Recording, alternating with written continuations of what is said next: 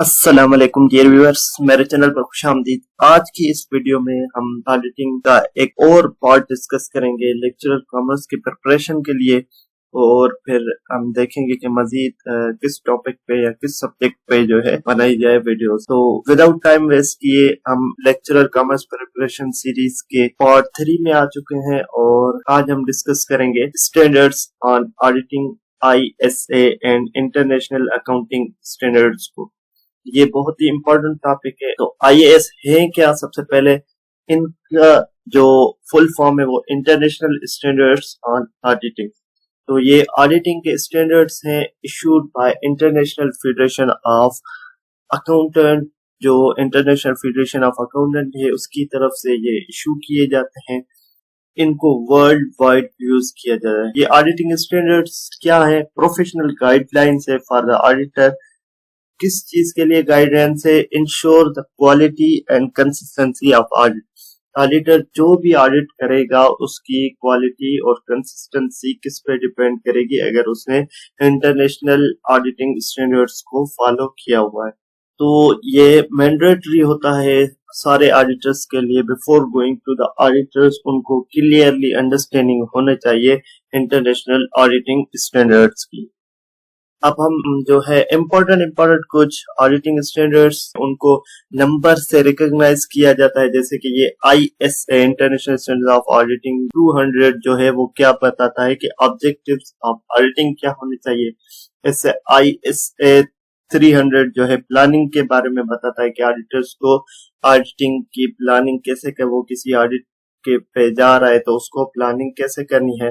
Then ISA 315 risk assessment के बारे में होता है, और ISA 700 जो है वो ऑडिट रिपोर्ट। तो ये मैंने कुछ इम्पोर्टेंट आपको बताया। आप क्लियरली ज्यादा अंडरस्टैंड करने के लिए इसको कंप्लीटली देख सकते हैं कि ऑडिटिंग स्टैंडर्ड्स हैं क्या, और इनसे और ज्यादा कौन से जो है स्टैंडर्ड्स ऑफ ऑडिटिंग है। जितना ज्यादा आप कवर करेंगे उतने आपके मार्क्स के चांसेस हाई होंगे। मैं वीडियो ज्यादा लंबी ना हो जाए इसलिए यहाँ पर सिर्फ इम्पोर्टेंट चीजें डिस्कस करता हूँ। उसका मकसद ये नहीं है कि सिर्फ यही आएगा। उसका मकसद ये है कि आपको एक वे आउट देना, ताकि आप मजीद मेहनत करके इन टॉपिक्स को कवर करके अपने एरियाज को स्ट्रॉन्ग बना सके। देन हमारे पास आ जाते हैं IAS इंटरनेशनल अकाउंटिंग स्टैंडर्ड्स।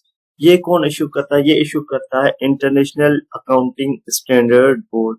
तो आपको ये चीजें भी लाजमी जो है रिमेम्बर करनी है, अंडरस्टैंड करनी है कि इनकी बॉडीज इंटरनेशनल ऑडिटिंग स्टैंडर्ड्स की जो है इशू करने वाली बॉडी कौन सी है, इंटरनेशनल अकाउंटिंग स्टैंडर्ड्स की इशू करने वाली बॉडी कौन सी। अब देखते हैं, आप एब्रिविएशन में देखेंगे एक एक दो वर्ड का चेंज होगा। तो उसमें अगर आपको क्लियरली एब्रिविएशन नहीं आ रहे होंगे तो आप हो सकता है मिस्टेक्स कर सकते हैं। जैसे इंटरनेशनल अकाउंटिंग स्टैंडर्ड्स जो है IAS है, और इंटरनेशनल ऑडिटिंग स्टैंडर्ड्स जो है IS है। तो international standards of auditing IS है, और इंटरनेशनल अकाउंटिंग स्टैंडर्ड्स जो है IAS।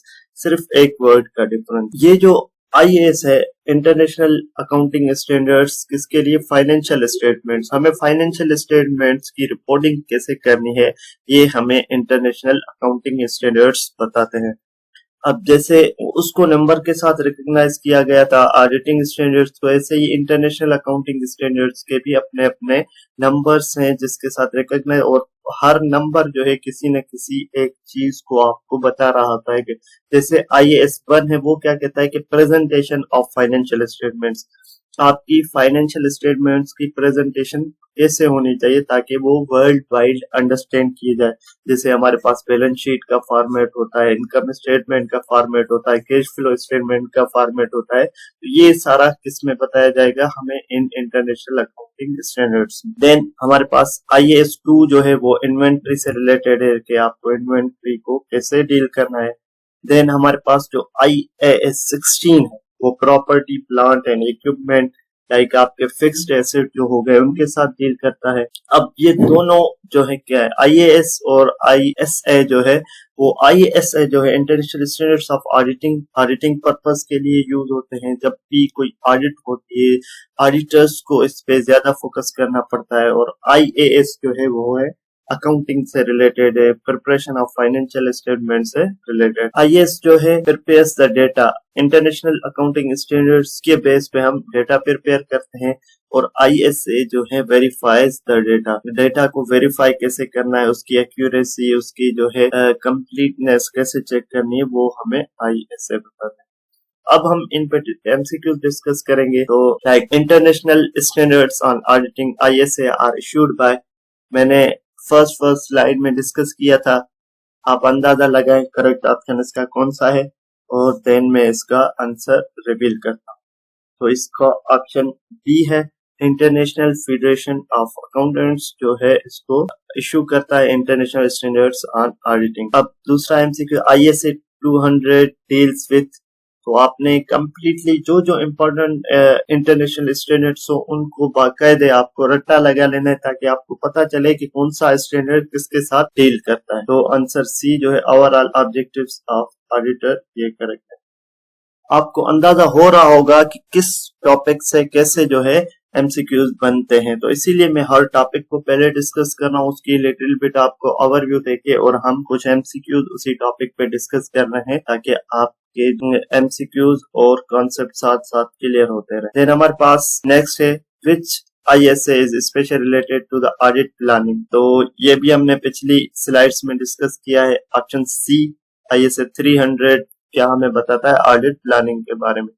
जैसे आईएसए 315 किसके कंसर्न होता है, audit report, internal audit, audit sampling, risk assessment, तो इसका जो ऑप्शन डी रिस्क असेसमेंट वो correct. Then ISA 700 deals with audit evidence, B audit report formation, C fraud detection, D cost audit, तो इसका जो ऑप्शन बी है audit report formation वो correct. Then हमारे पास international accounting standards IAS are issued by, तो ये कौन करता है, इसका option B international accounting standard board. आप कमेंट में साथ साथ ये जो बाकी तीन है इनके मुझे जो है फुल फॉर्म्स बता दें, तो इसका option B correct. Then IAS 1 relates to international accounting standard, हमें क्या बताता है, 1 प्रिपरेशन ऑफ फाइनेंशियल स्टेटमेंट, इसका ऑप्शन बी करेक्ट है।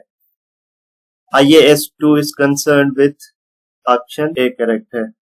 देन हमारे पास है the main difference between ISA and IAS, both are auditing standard, ISA is for accounting, IAS for auditing, option D is correct और option C is correct. ISA is for auditing and IAS for accounting.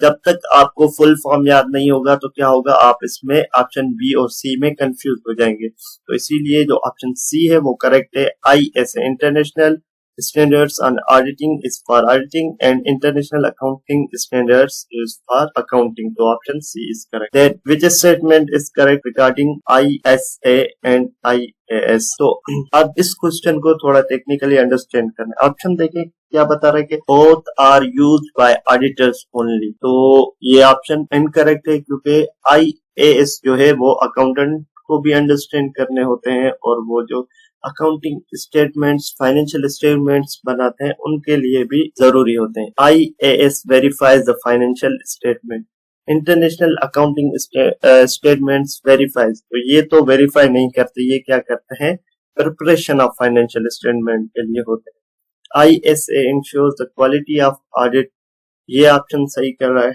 और IAS is used for audit reporting, तो option D भी incorrect है, international accounting is used for audit reporting नहीं होता, तो इसमें जो ऑप्शन सी है वो करेक्ट। उम्मीद करता हूँ कि आपको ये वीडियो जरूर पसंद आई होगी। मजीद ऐसे इन्फॉर्मेटिव वीडियोस के लिए मेरे चैनल को लाइक करें, सब्सक्राइब करें, ताकि आने वाली जो भी नई वीडियो वो आप तक पहुंच सके। अल्लाह हाफिज।